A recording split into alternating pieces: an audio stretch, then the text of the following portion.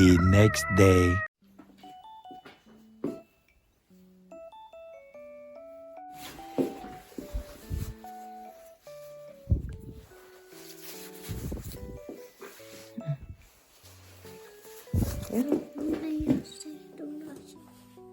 Bye, titas. Zeg maar doei, titas. Ja, dat heb jij gedaan, hè? Ja. Jij hebt dat gedaan. Joel. Nee. Doei, titas. Bye. Doei, titas. Where are you going? To the dentist. Okay, bye-bye.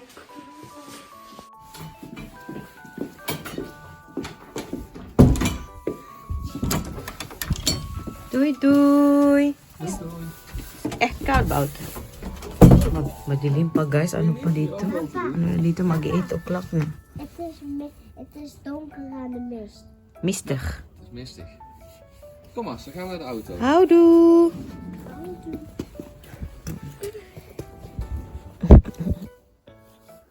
Sige na, tama. I will pick you up later, okay? Doei, doei.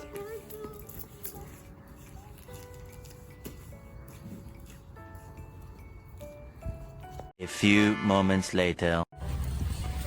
Nasa labas po ako. Hello sa inyong lahat. Welcome na naman sa panibagong video. Nasa labas ako kasi papaayos ko po yung phone ko. May problema sa screen.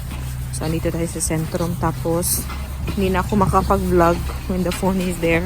Kasi, ayusin na nila. Magla-lunch po kami ni Rod. Kasama ko si Rod sa lunch. Ja, het ziet er goed uit, Auntie. Goed gekookt. Ja, ik kan heel goed koken. Nou, maak nou hard de volgende keer. Ik kan heel erg goed koken. Met die rode... The next day. Hello! Hallo. Hi, Mama, ik titas! weet niet waar dat remote is. Tingnan mo naman yung anak ko. Ano. Uy! Das mo, mama. Ano na po ngayon? Wednesday? Hindi Wednesday eh. Hindi ko patuloy yung vlog ko kahapon kasi tumawag po yung ate ko, yung taga France. Nagchika kami the whole day, so hindi ko nagamit yung phone ko. Pagkatapos namin kumain ni Ruth doon sa center, nagtawag kami ng ate ko while I was at the centrum hanggang umuwi ako, hanggang pinick up ko si Ana, hanggang gabi, nagchika lang kami. Say my Ana. Ana, kumusta kayo? Kumusta kayo? So, hindi po ako nakapag-vlog ng maayos. Pasensya na po kayo. And, yun. Hindi na din ako nakapag-vlog sa gabi kasi umalis din kami. Pumunta kami sa uncle tsaka auntie ni Ruth, yung nakita nyo sa, before ng chika ko. Yung glimpse ng dinner namin kasama yung uncle tsaka auntie ni Ruth tsaka yung parents niya. Pumunta kami sa kabilang town. Medyo inuubo ako. Nag-start kahapon and nag-worsen siya. Inuubo ako ngayon. And, i-chika ko pala yung nangyari sa trabaho. So, okay naman po ako. Okay naman ako. And thankful ako na may mga tao doon sa work na parang ini-encourage ako ba na okay lang yan, ganito, ganyan. Kasi parang na-chika ko nga kay Ray, si Sis Ray. Thank you sa sis. Thank you sa comforting words. May katabaho po kasi ako doon na ibang lahi siya. First week or second week pa lang yun, may bago pa ako. May mga tinatanong ako pero hindi siya polite. I don't know, at first I thought siguro cultural lang siya, parang difference pa. Hindi ko na siya tinitake personally, baka iba lang yung tone niya, iba yung ganito ba, 'di ba? Pwede naman yun. So, hindi ko na siya pinapansin. Na pag may tinatanong ako sa kanya, hindi niya ako sinasagot na maayos. Sinasabi sa akin, itanong mo doon sa leader. Hindi siya sasagot. Pero yung pagkasabi niya, hindi siya magandang pagkasabi ba? Wow, die hebben mooie rollen. Basta papa. Pagod kaming dalawa eh. Medyo pagod din yan sa work. Ako din. So, Tuesday po yun siya nangyari. So, medyo naging okay naman na ako kahapon. Nairita lang ako ba. Tapos, before nun, kinausap ako ng Ja, doe die groene pap moet even kausapin ko poepen. Kijk, de muna groene dalawa container guys. haalde jij Kasi aalis sila En die schoenen aan. grocery sila. Ayun na, paalis na yung dalawa. So, ituloy natin yung chika. So, nung Tuesday, malapit na yung malapit na matapos yung shift ko. But before that, kinausap ako ng team leader ko kung pwede ba daw akong magtrabaho ng mas matagal. So, para mag-overtime ba. Sabi ko, okay lang naman kasi the previous night, nag-overtime din ako. Sabi niyo, palagi ka na nag-overtime. Sabi ko, okay din naman kasi anyway, hinihintay ko din naman yung sundo ko. So, okay na din. At instead na maghintay lang ako, might as well, just keep working and then may bayad pa tayo. Sabi kasi nung isang katrabaho ko na nag-aayos doon, sabi niya, kailangan may parang ilagay kaming harang doon sa mga gamot kasi para ma-divide yung weight ng gamot ba.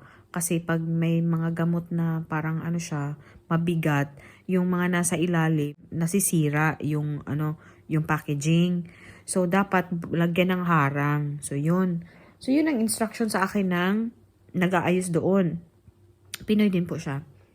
So, sabi niya, Kudong, kailangan ba to dito? Ganito, ganyan. Sabi niya, ote, ganyan. Kasi palagi nag-error dito sa palagi tayo may problema dito kasi isa yan sa mga dahilan.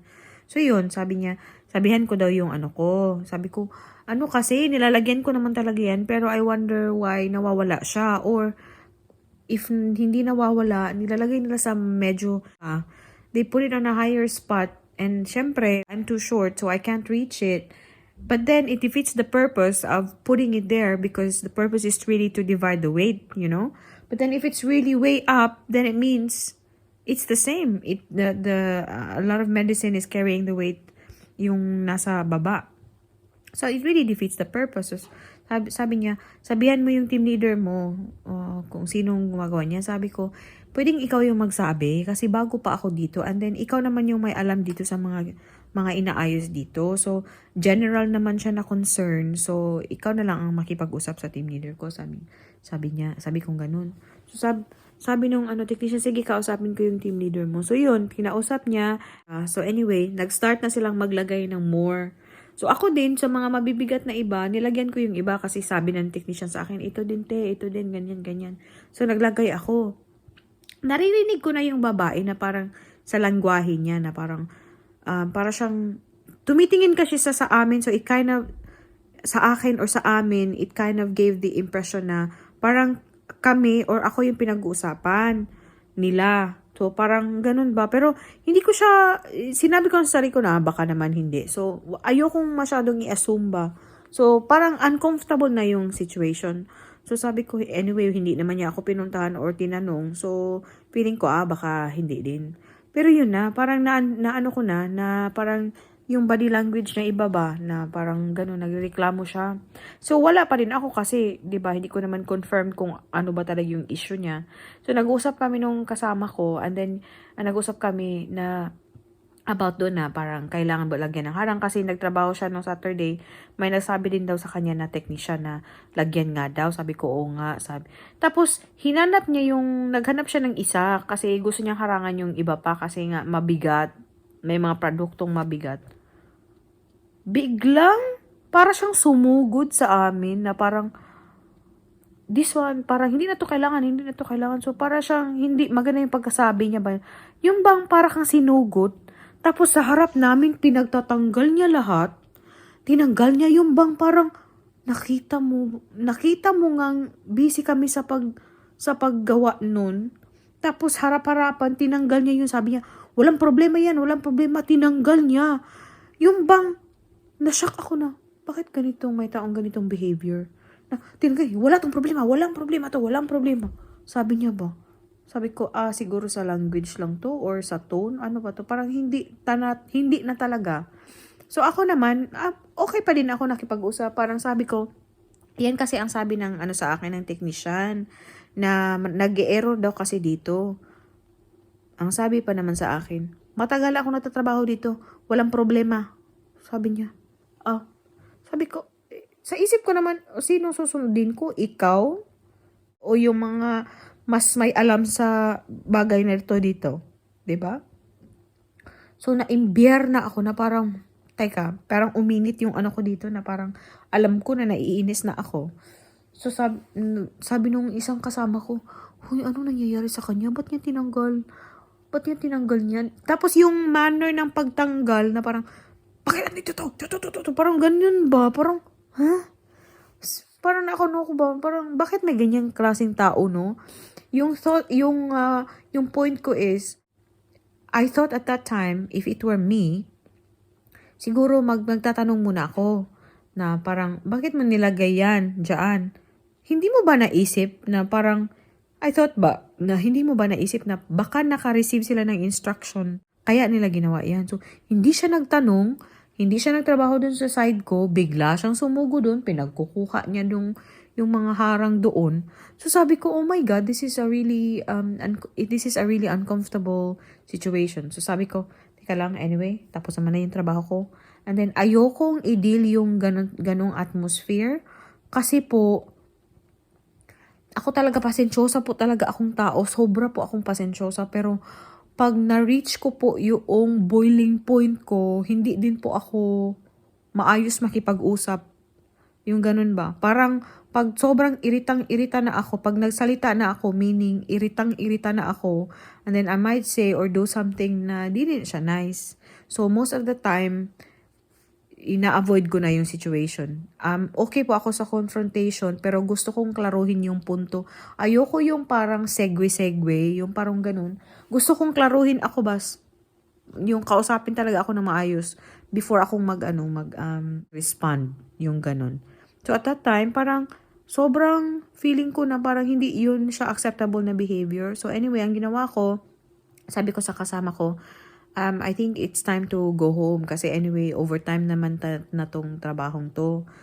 Pwede naman talaga akong umuwi. Pero, and then medyo naaanoy na din ako. So, gusto kong i-avoid ang ganyang sitwasyon. So, anyway, pinuntahan ko yung yung team leader ko. Sabi ko nga, uwi na ako. Sabi niya, bakit ka uwi? Sabi ko, tapos na kasi, okay naman na doon. Hindi naman na busy doon. Pero, sinabi ko sa kanya na, di ba, may sinabi sa atin yung technician na, lagyan ng harang. Sabi niya, alam ko yun. Sabi ko, tinanggal kasi nung isang member mo, kausapin mo siya, ikaw ang kumausap sa kanya. Sabi niya, sige, walang problema. So, wala na po akong dinagdag or what.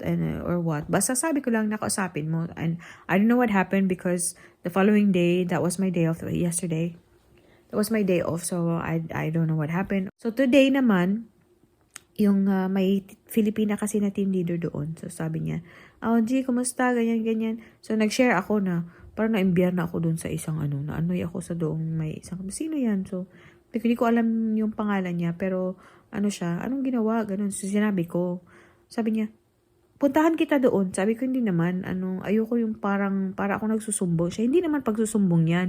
Kailangan mo siyang kasi hindi maganda yan. Kailangan mo siyang sabihin.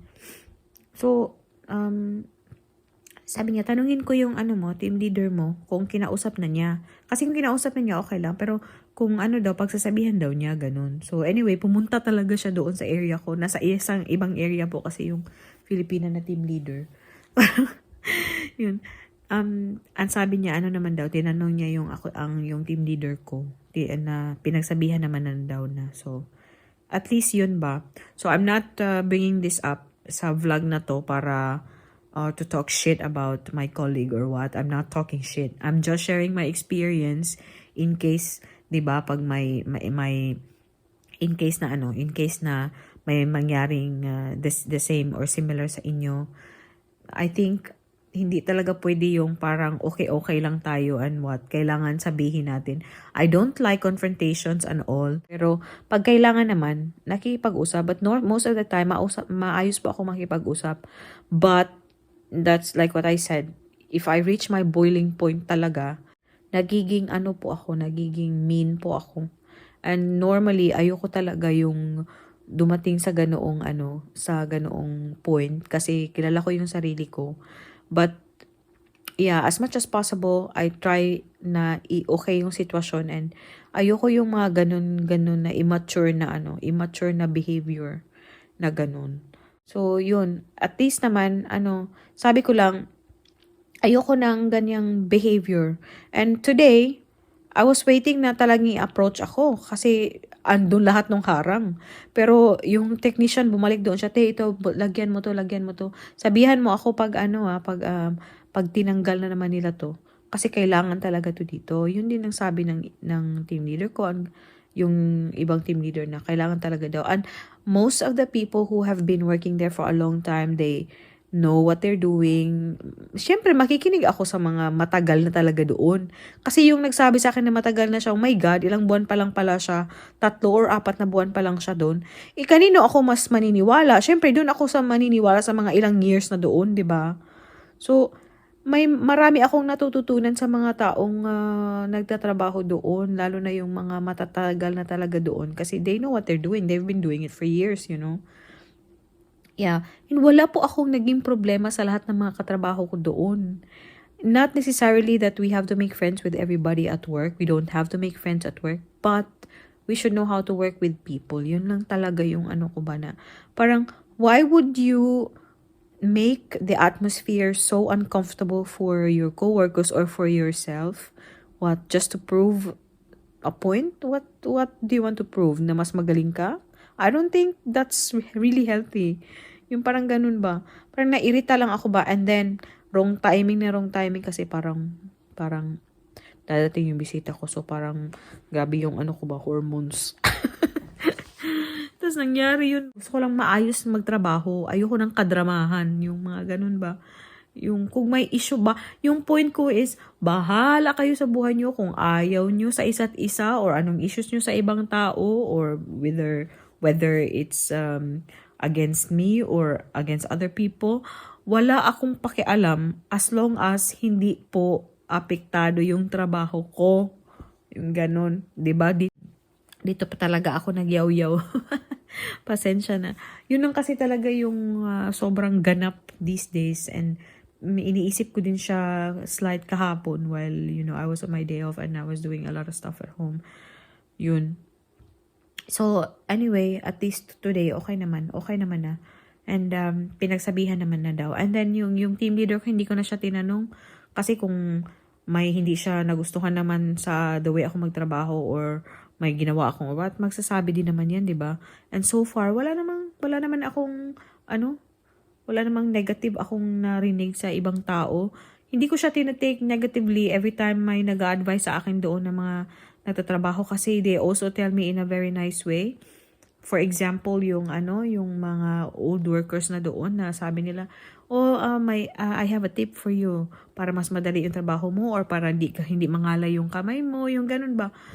I really take everything constructively kasi maayos din naman yung pagkasabi. Yun, hindi ko siya pinipersonal, but that incident was the first time that I dealt with somebody like that. And good thing talaga na hindi ko siya pinatulan kasi pwede ko naman talaga siyang patulan. Pwede ko naman talaga siyang malditahan din kasi I know, I'm sure na sakto yung ginawa ko kasi I was just following instructions. And then to think na talagang pinuntahan niya ako doon, parang ininterrupt na yung pagtatrabaho ko ba. Yung ganun ba, and made the atmosphere kind of uncomfortable. But thankfully, hindi po ako nag-react so negatively. You know, hindi natin pinakita yung natin, bad side din natin. Ano ba naman yan? Pasensya na kayo, wala tayong maayos na vlog. Pasensya na po kayo. Yeah, medyo tayo tonight, medyo busy tayo tonight because may kailangan po akong tapusin sa work. May exam po ako sa work, may online training, and then after that you have to take the test. So kailangan ko siyang tapusin tonight. But then, thankfully, Friday na po bukas. Yun. And may weekend tayo makapagpapahinga. Medyo na tayo eh. Medyo pagod na din yun. Si Ruth na din. Nag-uusap din talaga kami ni Ruth kasi about yun sa namin, sa araw namin. So, si Dudong din medyo pagod din siya. And he had a really long day din sa work. So, mag-uusap po kami mamaya. Pero thank you sa mga nagko-comment na late ko na pong nare-replyan. Pasensya na po kayo. Alam nyo naman na talagang na tayo these days. Gulong-gulong buhay na. These days, 34 to 36 hours na po akong nagtatrabaho. So far, okay naman yung adjustment ko sa work. Nag-reflect din ako kahapon or nag-isip din ba? Iniisip ko yung mga advantages, disadvantages, yung mga ganyan. Yung bang parang thankful ako na nakuha ko tong work na to because normal yung hours, 8 to 4:30 or 5 or 5:30 ganun. Pwede akong mag-work. hanggang 5:30. And then it's not so far from here. I'm able to spend time with Anna at night. I can still help Ruth get her ready for school in the mornings. Yun naman talaga, after a long day at work, nakikita ko yung family ko. We still have family time. So, yun yung pinaka-importante. And at the same time, nag-earn na po ako ng maayos talaga. Hindi kasi for the past 4 years, part-time lang po talaga ako. But now that Anna's everyday nasa school, and then yun, medyo naging independent na yung anak natin, mas more yung time ko na makapagtrabaho. So, I can help my husband financially. Kapag ipon din ako, and then kami, So, happy po ako. Everything is going well. Nag-a-adjust, syempre pa din ako sa work. But, thankful ako na may ganitong bagong experience and opportunity na makapag-ipon and maka-learn tayo ng something new. So, yun. Ang dami ko na pong sinabi. I-ano po natin yung pag-video. Maraming salamat sa panonood and kita-kita na naman po tayo sa susunod na video. Doei! Mush, babos!